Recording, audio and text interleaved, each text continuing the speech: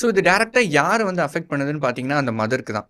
நம்ம breast feet சரியா பண்ணலையோ, நமக்கு நல்ல பால் இல்லையோ, சுத்தி இருக்கவங்க என்ன சொல்லுவாங்க, போஷாக்கான பால் இல்ல போல, அப்படின்ட்டு அவங்கள தான் ஸ்ட்ரெஸ் பண்றாங்க. இது இந்த சொசைட்டியோட விஷயம்.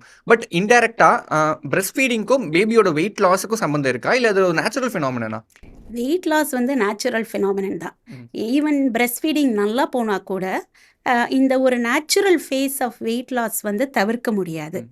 But at the same time நம்மளுடைய கவுன்சிலிங்னால ம். We have to educate mothers, அவங்கள வந்து சப்போர்ட் பண்ணணும்.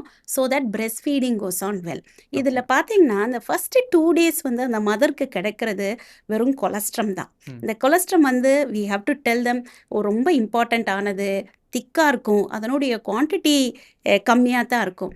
அதுவே குழந்தையினுடைய வயருடைய சைஸுமே ஒரு செர்ரி பழம் சைஸ் தான் இருக்கும். Okay. So within first 24 hours mother secrete பண்ணக்கூடிய மில்க்கு 20 to 30 ml தான் இருக்க போகுது. ஓகே.